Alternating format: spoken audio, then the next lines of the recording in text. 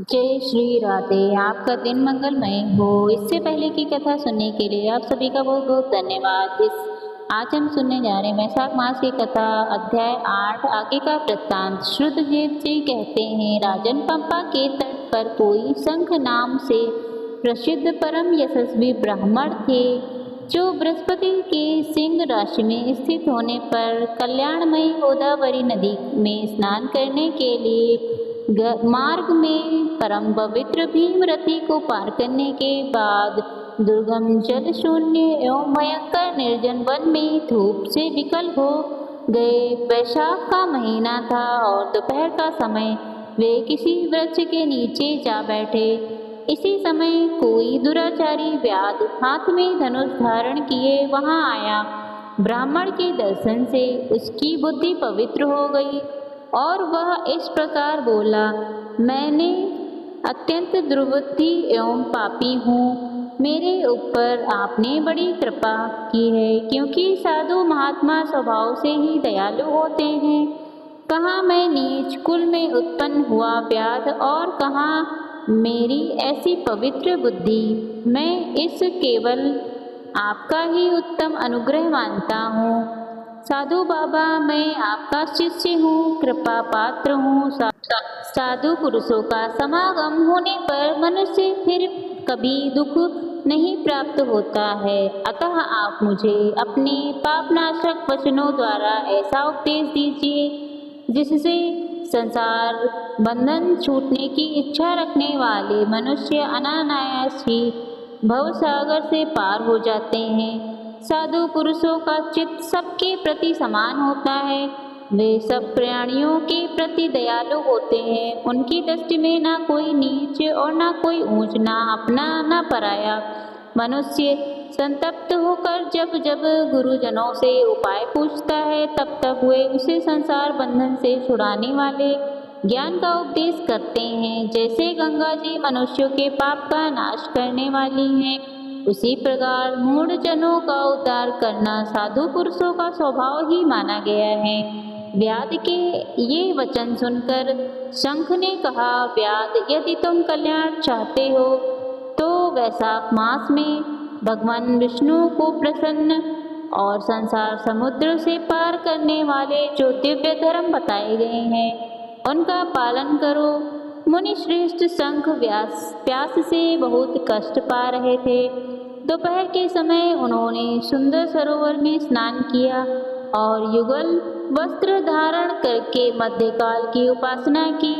फिर देव पूजन करने के पश्चात व्याध के लाए हुए श्रमहारी एवं स्वादिष्ट कैथ का फल खाया।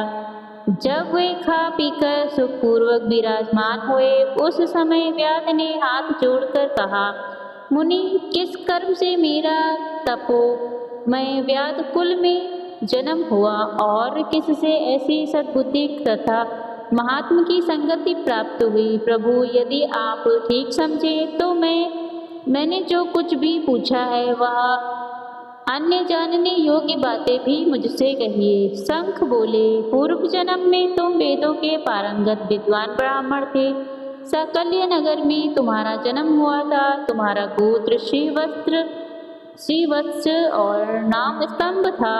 उस समय तुम बड़े तेजस्वी समझे जाते थे, किंतु आगे चलकर किसी वेश्या में तुम्हारी आसक्ति हो गई। उसके संग दोष से तुमने नित्य कर्मों को त्याग दिया और शूद्र की भांति घर आकर रहने लगे। यद्यपि तुम सदाचार शून्य, दुष्ट तथा धर्म कर्मों के त्यागी थे, तो भी उस समय तुम्हारी ब्राह्मणी पत्नी कांतिमयी ने वेश्या सहित तुम्हारी सेवा की। वह सदा तुम्हारा प्रिय करने में लगी रहती थी। तुम दोनों के पैर धोती, दोनों की आज्ञा का पालन करती और दोनों के नीचे आसन पर सोती। इस प्रकार वेश्या सहित पति की सेवा करती हुई उस दुखिनी ब्राह्मणी का भूतल पर बहुत समय बीत गया। एक दिन उसके पति ने मूली सहित उड़द खाया और तिल मिश्रित निश्वास भक्षण किया। उस अपच्य भोजन से उसका मुंह पेट चलने लगा। उसे बड़ा भयंकर बगंदर रोग हो गया। रोग से दिन रात चलने लगा। जब तक घर में धन रहा तब तक वैश्य भी वहाँ टिकी रही। उसका सारा धन लेकर उसने पीछे उसका घर छोड़ दिया। वैश्या तो क्रूर और निर्दयी होती है, उसे छोड़कर दूसरे के पास चली गई। तब वह ब्राह्मण रोग से व्याकुल चित्त हो रहा रोता हुआ अपनी स्त्री से बोला, देवी, मैं वैश्या के प्रति आसक्त और अत्यंत निष्ठुर मनुष्य हूँ, मेरी रक्षा करो। सुंदरी, तुम परम पवित्र हो, मैंने तुम्हारा कुछ भी उपकार नहीं किया। कल्याणी, जो पापी एवं निंदित मनुष्य अपनी विनीति पत्नी का आदर नहीं करता, वह 15 जन्मों तक नपुंसक होता है। महाभागे, दिन रात साधु पुरुष उसकी निंदा करते हैं। तुम साध्वी और पतिव्रता हो, मैं तुम्हारा अनादर करके पाप योनि में गिरूंगा। तुम्हारा अनादर करने से जो तुम्हारे मन में क्रोध हुआ होगा, उससे मैं दग्ध हो चुका हूँ। इस प्रकार अनुपयुक्त वचन कहते हुए पति से वह पतिव्रता हाथ जोड़कर बोली, प्राणनाथ, आप मेरे प्रति किए हुए व्यवहार को लेकर दुख ना माने, लज्जा का अनुभव ना करें। मेरा आपके ऊपर तनिक भी क्रोध नहीं है, जिससे आप अपने को दुग्ध हुआ बतलाते हैं। पूर्व जन्म में किए हुए पाप ही इस जन्म में दुख रूप होकर आते हैं। जो उन दुखों को धैर्य पूर्वक सहन करती है, वही स्त्री साध्वी मानी जाती है और वही पुरुष श्रेष्ठ समझा जाता है। वह उत्तम वर्ण वाली स्त्री अपने पिता और भाइयों से धन मांगकर लाई और उसी से पति का पालन करने लगी। उसने अपने स्वामी को साक्षात श्री क्षीर सागर निवासी विष्णु ही माना। वह दिन रात पति के मलमूत्र साफ करती, उसके शरीर में पड़े हुए कष्टदायक कीड़ों को धीरे धीरे नख से खींचकर निकालती थी। ब्राह्मणी ना रात में सोती ना दिन में। अपने स्वामी के दुख में संतप्त होकर वह दुखिनी सदा इस प्रकार प्रार्थना किया करती थी, प्रसिद्ध देवी देवता पितर मेरे स्वामी की रक्षा करें, इन्हीं रोगहीन एवं निष्पाप कर दें। मैं पति के आरोग्य के लिए चंडिका देवी को भैंस का दही और उत्तम अन्न चढ़ाऊंगी। महात्मा गणेश जी की प्रसन्नता के लिए मोदक बनवाऊंगी। 10 शनिवारों को उपवास करूंगी, मीठा और घी नहीं खाऊंगी।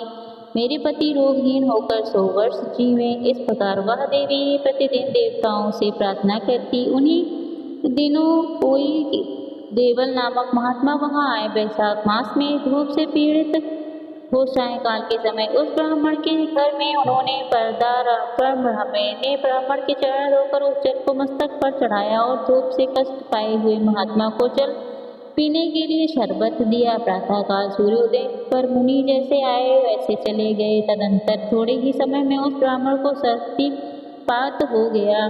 ब्राह्मणी सोठ मिर्च और पीपल लेकर जब उसके मुंह में डालने लगी, तब उसने पत्नी की उंगली काट ली। उसके दोनों दांत सहसा सट गए और ब्राह्मणी की उंगली का वह कोमल खंड उसके मुंह में ही रह गया। उंगली कटकर उस वैश्य का ही चिंतन करता हुआ वह ब्राह्मण मर गया। जब उसकी पत्नी कांतिमय ने कंगन बेचकर बहुत सा ईंधन खरीदा और चिता बनाकर वह साध्वी पति के साथ उसमें जा बैठी। पति की रोगी शरीर का गाढ़ आलिंगन करके उसके साथ अपने को भी चिता में जला दिया। शरीर त्याग कर वह सहसा भगवान विष्णु के धाम में चली गई। उसने वैशाख मास में जो देविल मुनि को शरबत पिलाया और उनके चरण चोदक को शरीर पर चढ़ाया, उससे उसको योगी में पद की प्राप्ति हुई। तुमने अंतकाल में वैश्य का चिंतन करते हुए शरीर त्यागा था, इसलिए इस घोर शरीर व्याधि के शरीर में आए हो और हिंसा के आसक्त सबको उद्वेग में डाला करते हो। तुमने वैशाख मास में मुनि को शरबत देने के लिए ब्राह्मणी को अनुमति दी थी। उसी पुण्य से आज व्याध होने पर भी तुम्हें सब सुखों की एकमात्र साधन धर्मनिवृत्त प्रभु पूजने के लिए उत्तम विधि प्राप्त हुई है। तुमने जो सब पापों को हरने वाले मुनि के चरणोदक को सिर पर चढ़ाया धारण किया था, उसी का यह फल है कि वन में तुम्हें मेरा संग मिला है। अगर ये कहानी आपको पसंद आई हो तो मेरे चैनल को सब्सक्राइब करना ना भूलें। इसका आगे की कथा आपको अगले अध्याय में सुनने को मिलेगी। धन्यवाद।